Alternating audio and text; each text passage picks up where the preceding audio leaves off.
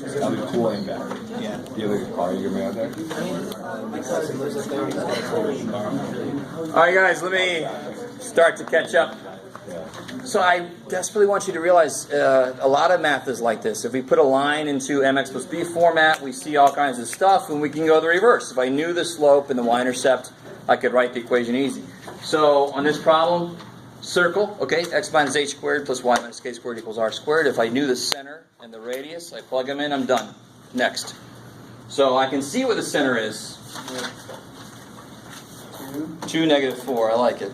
Now the radius, you guys have got to be careful. I mean, when you're creating your graph, you got to be careful about scale, and when you're reading your graph, you got to be careful about scale. So from the center to the edge is 2. I like it. So then it would be x minus 2 squared plus y plus 4 squared equals 2 squared. 4. I like it. So that first problem, here you are. Is it better to have the denominator in Equals the 2 number with the square off next to it, or the actual thing squared out? Like, for example, 10 squared or 100 would be preferred. We're not quite to one of those problems yet. I mean, 2 squared or 4. this is not an ellipse or something yet. So here I know that, screw it. Well, screw it. Why am I doing taking so much time? Right there. There it is. X minus 2 squared plus y plus 4 squared equals 2 squared, which is 4. I like it.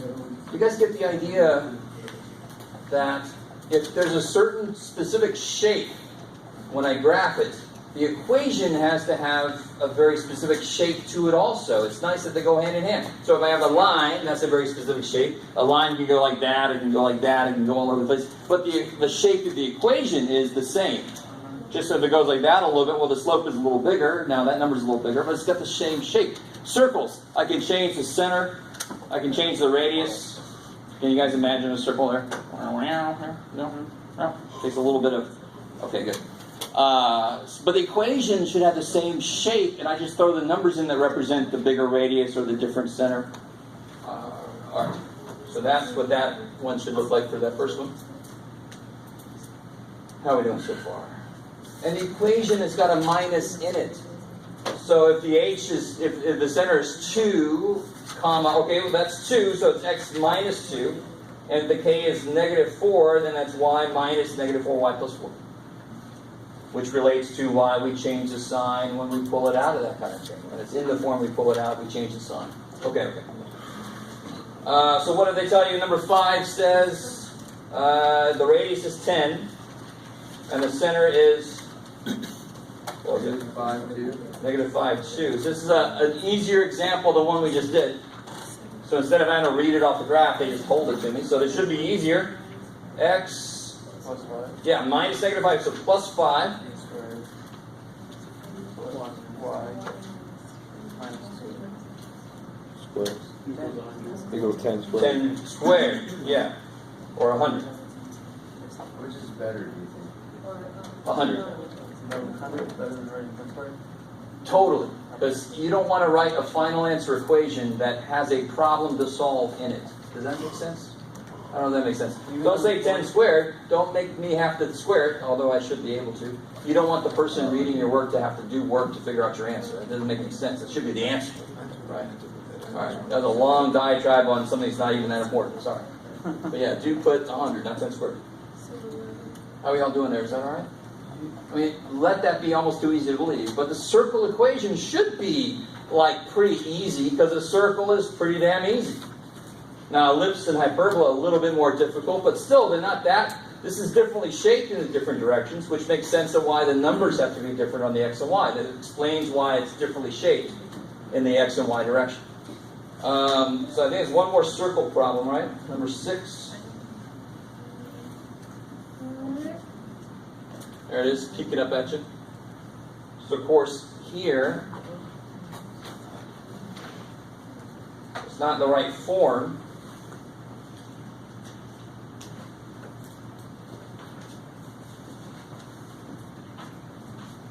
Alright, so I know the form has to look like x minus h squared, blah, blah, blah, blah, blah. So the only process I have that can let me go from here to there is the completing the square process. So half of 4 is 2, so I know it's going to factor like this.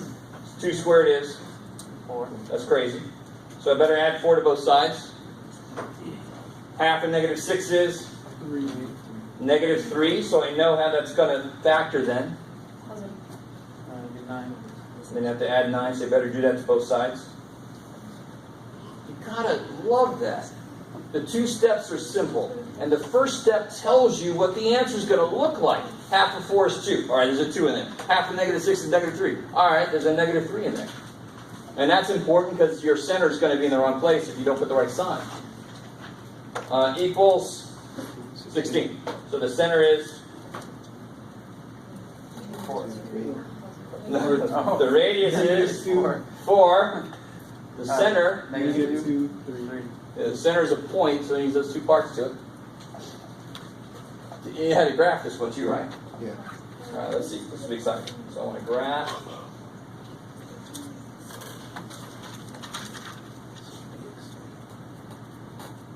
So the center we just got was negative 2. You went the wrong direction, Jeff. Oh, too bad for you. Negative 2, 3. Negative 2, 3 is the center. And you put like a little open circle there or something. Again, just to make this, you will have teachers. I'll just put a little note on there. But if you put a dot, you're saying that that is part of the circle. You're saying that's part of your answer.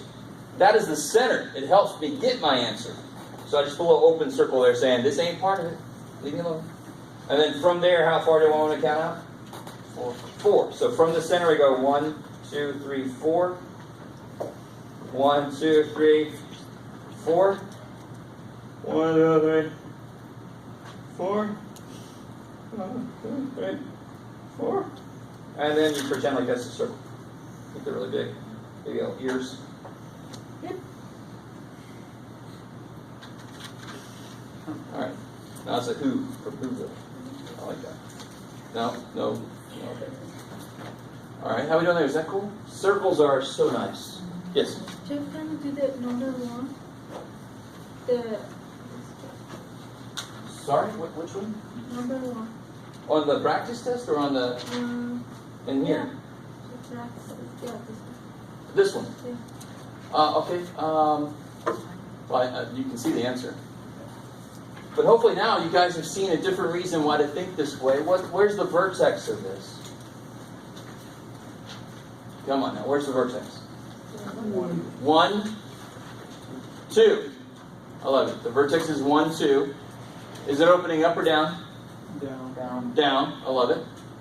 And what's the y-intercept going to be? 2. Oops. Somebody help him out. Everybody's like, what was wrong with that answer, Jeff? So much. So this vertex is 1, 2. It's opening down. Why is the y-intercept not 2? Because I don't get 2 when I make X equals 0. x 0. That's how you get the y-intercept. You get negative 1 squared, Which is, 1. with a negative on it, it's negative 1 plus 2 is Plus 2 is 1. 1. So where's there another point? 2. Here. So there's my parabola. Opening down like it should. I like it. So be really careful. When it's in this form, the last number is not the y-intercept. What form is it and why does it make sense? If it was in this form, why is C the y-intercept? Because when I make x 0, I get C. That's why. When it's in that form, I don't have to do any work. You just look at it. But be careful. I can't just look at that because this is not the right form for that. I have to plug 0 in for x. And then I can go from there. Yes, sir. Wouldn't you get 1 plus because x for the 0? Oh, never mind. X is squared, so it's 0 squared. Never mind. Okay, cool. I like it. All right. It's a good question. We do have some parabola stuff, but we've done some parabola stuff before, too. Not a big deal. Okay. Where would I leave off at? We did number 6, right? Yeah. So now number 7.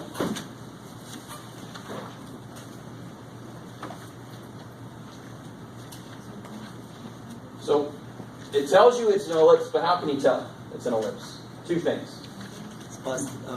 There's a plus in there. Both the x and y squared are positive, but more importantly, why is it not a circle? Because x and y have different values. They have different coefficients. I love it. And which should just kind of make sense. If x and y have different coefficients, they're going to go out different lengths in those directions. And we did a lot of work. What's the biggest x could be? 4. Because that's what makes 1, right? 4 squared divided by 16 is 1. What's the biggest y could be? There you go. Since 16 and 49 are not the same, that's why it's an ellipse. It has different lengths in the different directions. Let that make so much sense. Jeez. All right, so now I already know how far to go in the x direction, and I know how far to go in the y direction, right? How far in the x? 4. How far in the y? 7. And what's the center? 0. Because the x and y haven't been shifted anywhere, right? So I go, what did we just say? You can do it, Jeff. So I know the x direction is 4. Bam, bam. The y direction is 7. And you can make your scale by 2 if you want to or something. And then you just draw in your ellipse. And I've set the standard pretty low when graphing these things. That's even lower. This is a potato that's on sale for less than dropped several times. Poor little dude. This is not acceptable. All right, sorry. All right. Yeah, it's so much better, Jeff. All right. It's Franklin potato. All right, is everybody cool with that? Now the words are, vertices are the endpoints of the major axes because they won. If I said which side wins, the y-axis or the x-axis, I would think most of you would say 1. the y-axis won because it's longer in that direction. So these are what's called the vertices, but they are the endpoints of the major axis. The endpoints of the minor axis, they don't get their name because they didn't win. Sounds very American, but oh well. So those are just the endpoints of the minor axis.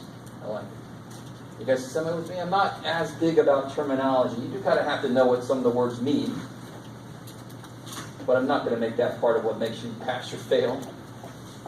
All right. How's that problem? Is that cool? So what are the endpoints of the minor axis? 4, 0. 4, 0, and Negative 4, 0. negative 4, 0. And of course the vertices will be 0, 7. 0, 7. 0, negative 7. Please be careful about it's on the y-axis, the 0 should be first, that kind of thing. Yeah. Do you accept like plus or minus 7? If you did 0 plus or minus 7? Yeah. Yes, sir. I would take that. That's much more efficient. I like it. And even if your 7 looked more like a 7, it'd be even better. There you go, Jeff. All right, cool. How are we doing there? Are we decent with that? I'll take that as a yes. Let's see, number 8. You can already see the answer there. But why is that the answer? The scale here is freaky, so you got to be a little careful. If that's 4, then this is, and halfway would be 10. So the x direction is 10, so under the x there should be 10 squared, 100. The y direction is just 8, so there should be 8 squared, 64. And equal to 1 is in standard form for an ellipse, right? Plus to make it an ellipse. I like it. If it was minus, then it would be a hyperbola, like big ears for this thing, right? Big ears. Yeehaw. Is that cool? Okay. So that was nice. What about number 9? Number 9 freaked us all out a little bit because we all forgot what the standard form is supposed to be. For an ellipse and a hyperbola, it should equal 1. And does it equal 1? No. So you always divide by whatever that is if it's not 1. Because now I can do what here? Simplify. So I get x squared over 9 minus y squared over 4 equals 1. So how far in the x direction? 3. 3. Equals 2. And the A-B thing, it just sucks. The hard part, the hard job math has is to write an equation that works for everything. And that's why the book took one way to do it, where they make the A and the B switch over and all this kind of shit. all that matters, hopefully you guys understand, all that really matters is the 9 is with the x. So I go 3 in the x direction. Bam! Bam! Bam. This is hyperbola, so it's going to take a little bit more work. Hyperbolas are freaky. So 3 in the x direction. 2 in the y direction. Which axis will it sit on? X-axis, I like it. Because why? The y is negative, I love it. And again, everything like what I just said has to have some reason. If I make y 0, do I get answers for x? What answers do I get for x? If I make y 0, I get 3 and negative 3. If I make x 0, do I get real answers? Hell no, because I get y squared equals negative 4. Do you want to graph complex numbers? Some of you guys might. That would be nice. No? Okay. We have to use colors to graph them, so we won't. We have to bring color pencils, but we won't. Too bad for us. That is the only reason. That is it. That is why it lives here, not here. Because the x is positive. That's the only one that can have actual intercepts. It can't have any y-intercepts, so it turns away from the y-axis. What do I do next with this? I go 2 here and here. 3 there and there. Good. Make a box. And then make my asymptotes. It's exciting. Oh my gosh. Okay. And then you just use them as a guide. Alright. My box went a little bit, somebody sat on one end of it, but I won't. As long as I can see the idea in it, it doesn't have to be perfect, but definitely show me scale, show me, show me more detail than some of you guys are showing me. Especially if you're about to go into pre-calculus, oh my God. Your teacher better beat you up in pre-calculus about your graphs, because if you're taking calculus and you take me, you better be able to freaking graph, holy crap. So that's what 176 does. I call 176 graphing hell, not to make you feel like you shouldn't take it, but just so you know that is one of the main purposes of it. Make graphing easy so then you can learn calculus on top of it. You should be able to graph like crazy. So right now I just want you guys used to make a good scale. Tell me what the scale is. Show me some detail. Right? Don't. Some of you guys are showing me this. All right, next problem. No, what the hell is this shit? No. All right. All right, Jeff, you made that point. Is that the last one? Yes. Yeah. Include the asymptotes in your graph. You did. Yay! All right. Let's take a break. Do that. And then I'll give you guys the answer key.